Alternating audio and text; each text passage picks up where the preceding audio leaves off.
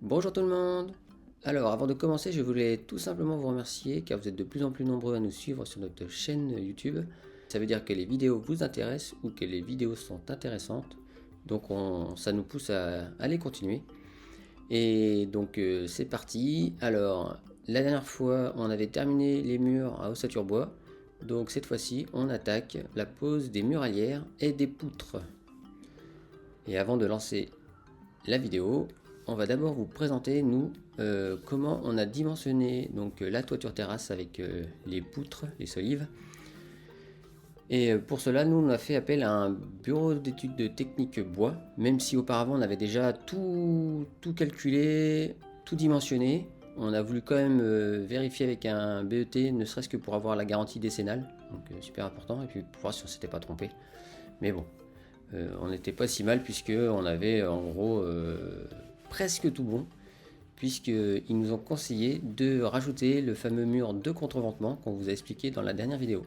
Voilà, on n'y avait pas pensé parce que le mur pour nous était inférieur à 10 mètres, mais eux, avec leurs calculs, il était préférable d'en rajouter un. Donc voilà, donc je vous présente l'étude bois nous qu'on a reçu. Allez, c'est parti. Donc voilà comment ça se présente. Donc nous on a reçu un dossier, 72 pages quand même, donc quand même eu pas mal de travail de fait dessus. Et donc ça commence par la première page qui au final est la plus intéressante puisqu'en fait ça récapitule tout ce qu'il faut mettre. Donc par exemple ici, nous c'est la partie donc les solives pour la dalle bois. Donc comme vous pouvez remarquer, à chaque fois il propose plusieurs solutions. Donc ici on a 45 par 400, 60 par 360, 90 par 300. Donc nous, si vous avez regardé nos vidéos, on a choisi 60 par 360 par rapport à l'isolant qui nous permettait d'obtenir un plancher pour maison passive.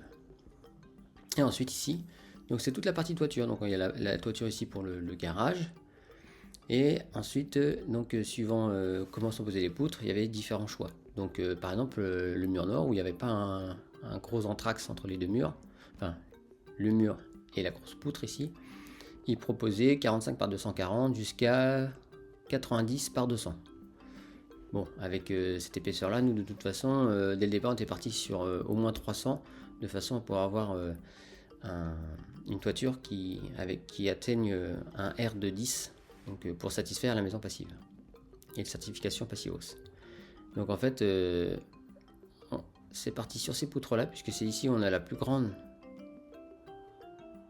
portée ici, puisqu'on a 5 mètres 44 entre les deux murs de contreventement. Et donc ici, proposer 45 par 300, 60 par 220 ou 90 par 200. Donc comme vous verrez dans la vidéo, nous on a choisi 45 par 300. Voilà. Ensuite, ils font donc les calculs avec tout ce qu'on leur donne. Donc ils commencent par le calcul contre tout ce qui est contreventement. Donc il étudie contreventement. C'est là qu'ils nous ont fait rajouter le fameux mur de contreventement au partie nord. Donc c'est le mur en fait qui correspond à la salle de bain. Nous. Et sinon après pour calculer donc la résistance des poutres, donc c'est tout simple. Au début il faut lui fournir au bureau d'études bois ce qu'on compte mettre au niveau de la toiture. Donc j'entends par là, on va prendre un exemple ici, voilà pour la toiture. Donc par exemple pour cette poutre. Donc là on a donc la membrane EPDM, donc c'est du haut vers le bas, le panneau USB de 18 mm, le Steico Flex, donc c'est donc qui ira entre les poutres en I, bon, les plaques de plate forcément, les chevrons, la fibre de bois rigide, donc ça sera au-dessus entre le PDM et le panneau USB 18 mm. Bon, au final, ce sera pas de la fibre de bois, mais ça sera du polyuréthane. Alors, on est un peu déçu là-dessus, mais c'est parce qu'on a eu un petit souci. On vous expliquera dans les prochaines vidéos, vous verrez. Enfin, c'est pas un souci, hein. Au final, ça va très bien se passer. C'est juste que on est un peu moins écologique comme on le voulait. Mais bon, c'est comme ça, ça arrive. Petite erreur de notre part. Et voilà. Et ensuite, bon, il calcule tout. On a, pour les grosses poutres, par exemple, ça c'est notre très grosse poutre qui passe donc au-dessus du bureau, de la cuisine et de la chambre parentale.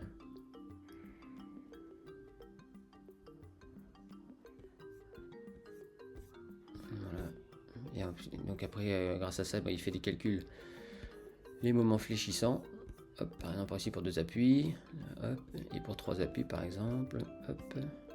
Bon, évidemment pour des néophytes, pour ceux qui connaissent pas trop dans les calculs de résistance, forcément ça vous parle pas. Mais moi par exemple, qui ai fait ma formation et mon frère aussi qui a un diplôme dans le génie civil, voilà, nous ça les moments fléchissants, on voit ce que ça porte. Là on voit bien qu'on a 3 appuis, et donc contrairement, petit aparté, contrairement à ce qu'on pourrait penser, et c'est pas au milieu de là où il y a la plus grande portée que le moment fléchissant est le plus important. Et non, c'est là où il y a les 2 murs de contreventement à savoir, puisqu'en fait vous avez vu, toc, ça fait un pic, et ici le moment maximum, en fait c'est là où c'est le plus menaçant, enfin plus dangereux on va dire, voilà. Et voilà, donc voilà à quoi ça peut ressembler, et surtout, ce qui est important, donc moi je conseille à tout le monde de le faire, et vous allez voir, donc nous on a fait avec Thibois, hein. Donc, parce qu'on voulait faire local, c'est-à-dire on voulait faire tout, on essayait de faire un maximum en Bretagne. Bon, comme diraient certains, et bon, je ne vais pas me mettre en conflit avec ma femme, mais c'est le 44, donc techniquement c'est pas la Bretagne, même si les Bretons vous diront que c'est rattaché à la Bretagne. Voilà, bref, petit aparté, on passe. Donc voilà ce qu'ils proposent. Donc la modélisation sur le logiciel, l'étude.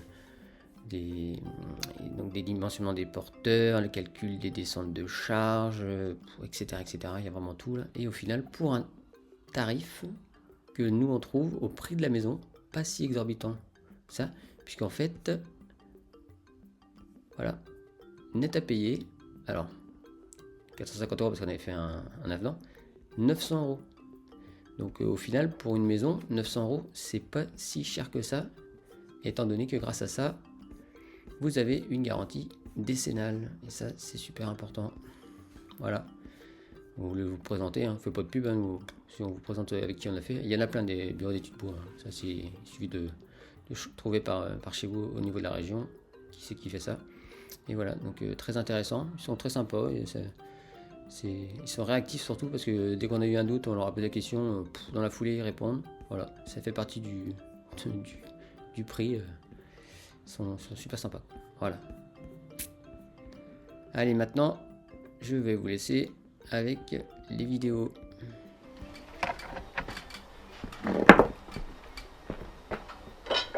Alors, on va s'occuper de positionner la future poutre. Donc, sauf qu'on a oublié de découper dans les montants l'emplacement de la LVL. Enfin, on n'avait pas vraiment oublié, on voulait le faire après de toute façon pour être sûr au niveau des cotes. Donc c'est parti, on va faire ça. À l'angle. Et en bas, hein, en bas. C'est l'OSB.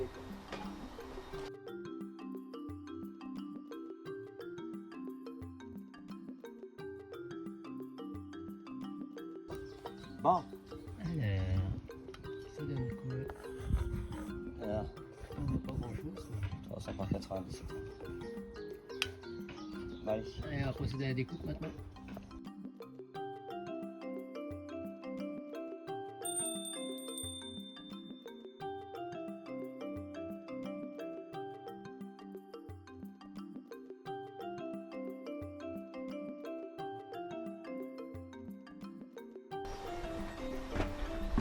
Bon, maintenant on va s'attaquer aux poutres. Donc c'est des LVL en 45 par 300. Ça c'est pour les grosses poutres porteuses. Donc là ça fait du poids là. Allez.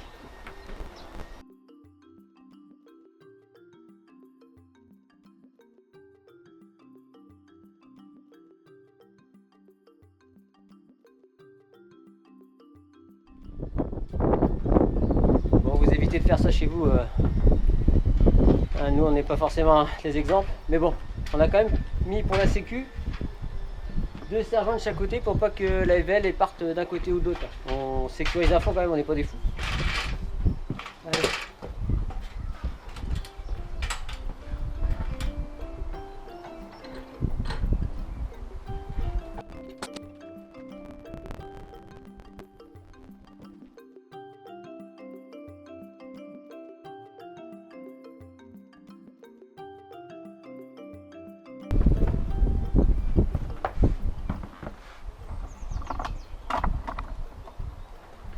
Alors pour éviter de travailler après en hauteur, on va clouer directement les étriers sur la LVL et ensuite on la montera et ensuite les deux on va les assembler ensemble pour faire la poutre. Comme ça, travailler au sol, c'est plus rapide et plus sécurisant.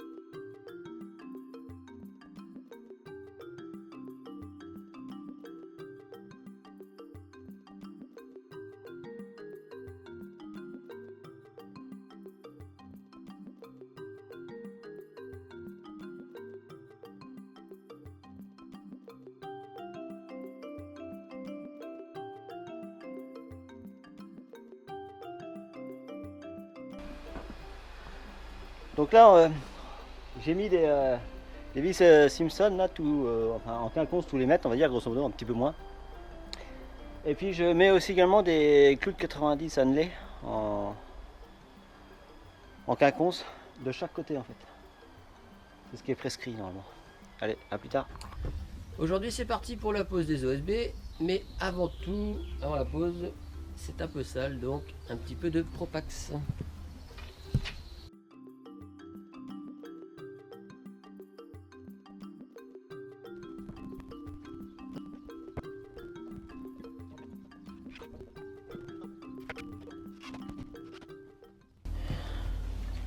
Donc nous pour les dalles USB, pour les décaler, on utilise des cales qu'on a fait nous-mêmes. Là, c'est des cales qui font environ 3 mm, un tout petit peu plus, 3 mm. Qui tombe bien parce qu'il faut un joint en gros de 4 mm. Voilà. Et ensuite on utilise des vis. Donc je vous mettrai la référence DTU 31.2, mais de souvenir c'est minimum 3 par... alors ça dépend l'épaisseur de votre USB, mais sinon il faut que ça accroche de 25 dans le montant. Donc 25 plus 18, nous il nous faudrait du 43, bon ça c'est du 50, voilà, donc ça passe.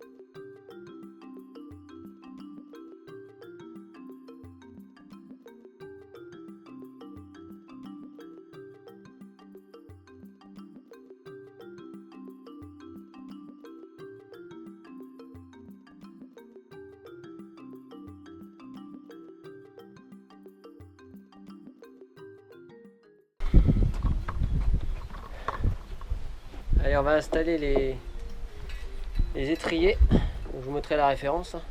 C'est IUSSE, je crois. Je vous mettrai la référence en haut à droite ou en haut à gauche. Voilà. 300. 2.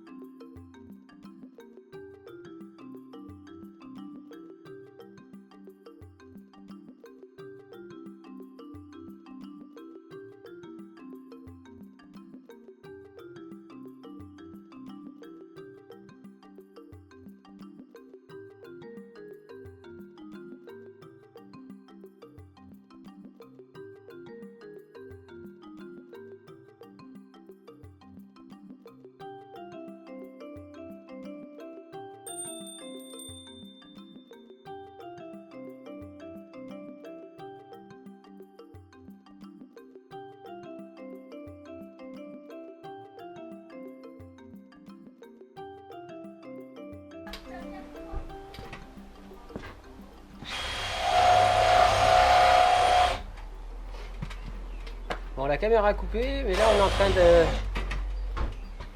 d'installer la muralière et de la fixer avec les vis Simpson. Donc c'est des 86 mm de long. Voilà.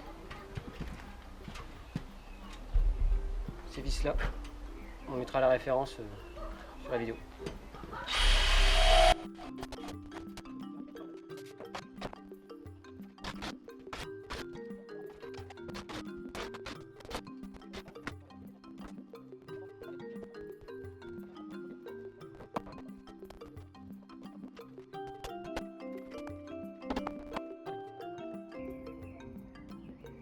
Donc voilà les vis qu'on utilise pour fixer les muralières. Donc c'est les mêmes qu'on a utilisé pour le garage. Donc c'est la marque Simpson. Et c'est des Strong Drive, donc SDW EWP-PLY. Dessus ils mettent que c'est des 5,6 par 86 mm. Voilà. Donc c'est 2 par montant. Voilà. Donc là LVL avec de vis Simpson chaque fois, à chaque montant. Voilà, clac, tout le long comme ça.